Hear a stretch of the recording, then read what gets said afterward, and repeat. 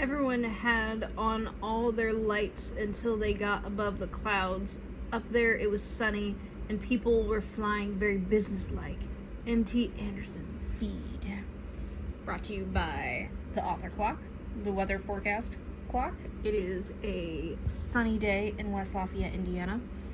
I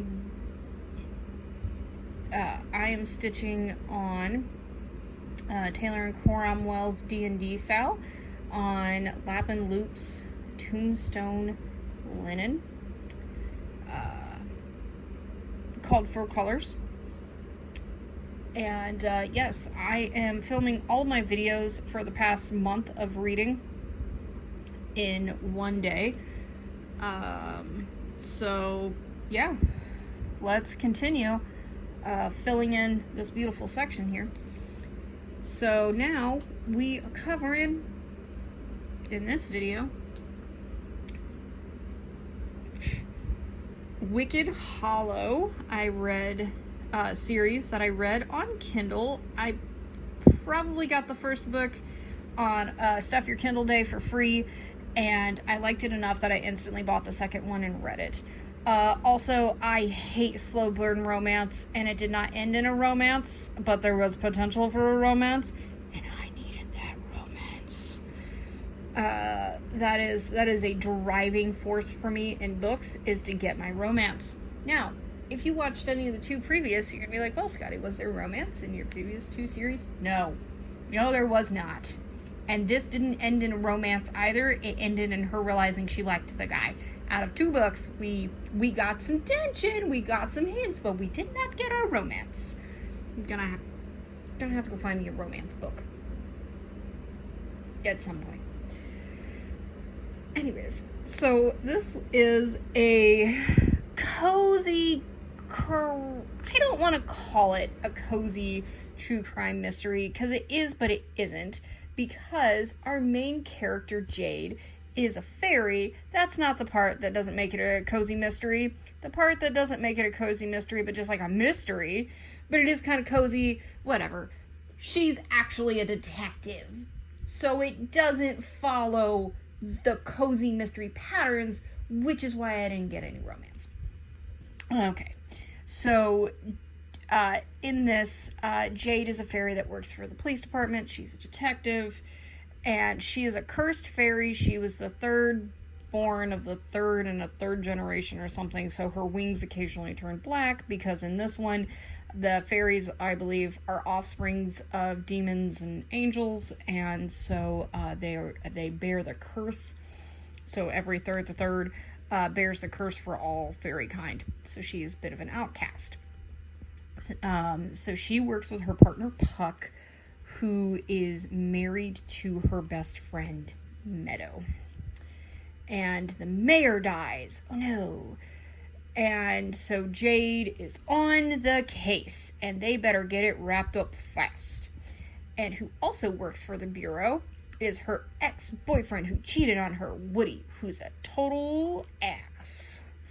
Woody is not a great guy. He's sleazy and slimy, and we don't like him. But Woody has a new partner, Q, what should be my love interest, Bridge Sunstone. Good-looking, straight, very strict, very literal, model detective. So then proceeds, and these aren't very long books. I think that one might be like 270 some odd pages. I don't know, it's kind of hard to gauge pages when you read on Kindle. No police procedure ever, and like there is a point I'm like, what? Like, you didn't secure the evidence, you didn't secure the scene, like what type of absolutely awful police it is terrible, these police procedures. So then at some point in this book they go to get this piece of evidence, and then they realize they never secured the scene. And I was like, oh, there you go. It all came back. It was a plot point. It was just a painful plot point. So in this world, all of the fairies, because of that curse, have to drink an elixir every day. And the mayor apparently didn't get his elixir that day because it had been swamped. And so as she's uncovering the mayor, she's finding all of his dirty laundry. She really thought he was a great guy. Jade thought he was a great guy. But it turns out he was very adulterous. Jade was cheated on and hates adulterers. And he was selling off portions of the forest to, like, criminal organizations or something? I don't know.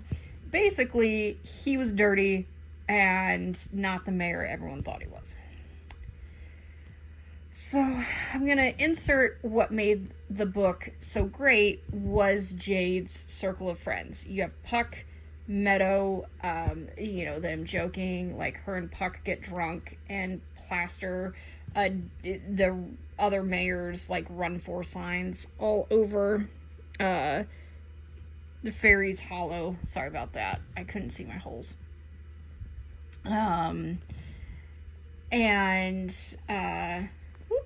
You have Jade's roommate, Casper, who's a hairstylist, fashionista. He's just a flamboyant, well, standard gay character.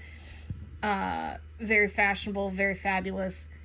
And she has a pet bumblebee or something that is actually a cursed vampire stuck in that form, named Raph. And she's got these two older aunts that like to stir up mischief, and her dad who runs the bar. And another subplot of this, besides, like, it's got a lot of publicity, and so her higher-ups are really forcing her to, like, work fast on the case, is the Lithuania is a country. The Festival of the Sun is coming up, and they need it solved before then. Yes, so it had the heartwarming, great relationship, cozy feeling that a cozy mystery does, with being a detective novel set in a fairy world. The second one, I instantly bought to continue because Jade and Ridge are not a couple, nor did they, like, have a kiss or confess, but you can tell Ridge likes her. He's not scared of her black wings. He thinks they're beautiful. So, the next one, Casper, our gay best friend, is opening his salon. And the queen bees, I couldn't believe this part from high school, the female clique that ran the school, they literally call themselves the queen bees and the hive. And they still act like they're in high school, even though they're probably in their 30s. So they show up to his grand opening of his salon, and the queen bee Scarlet moved back to town and didn't know who he was, and insulted Casper at his grand opening, made a big thing, and then she turns up dead with Casper's scissors in her back. And so Casper's the number one suspect, and Jade's like, absolutely not. So they let her stay on the case until they find out that somebody wasn't watching Jade, and she's like talked to Casper by herself, and some evidence went missing, and Jade's the only person that signed him out. So it is, this one kind of like, while there's the murder investigation going on, the Lithuania celebration, it talked about change and how change can be okay, and that some people aren't who they seem and can actually turn out to be awful people, right? This one really focuses on moving on, I would say, from high school and being a fake person and being yourself. Like, one of the girls, when Jade's like, why? And she was like, well, it's better to have fake friends than have no friends at all. And, that's a very sad statement. And it is possibly how some of us view our lives. It is better to fake it than have it be real. And, So it's a lot of reflection on your past self to your current self, and not fitting in but finding your own little niche. And of course, our boy Casper was not the murderer, and Jade and Ridge, you get left off with she likes him and she's gonna take it slow. And I would love a third one, so that Jade and Ridge can get together, because I demand my love story. Would definitely continue to read that. Oh, I forgot the author's name. These were written by Misty Bane. And I know you can find them on Kindle, but I'm sure Misty has a website where you can pick them up from. And the names of the book, forgot that too, is A Fairy Situation. That was the first one. And the second one is All's Fairy in Love and War. I thought the world was very cute. The fairies lived in trees. They flew everywhere. There was a cute little fairy. It was very cute. Little winged creatures.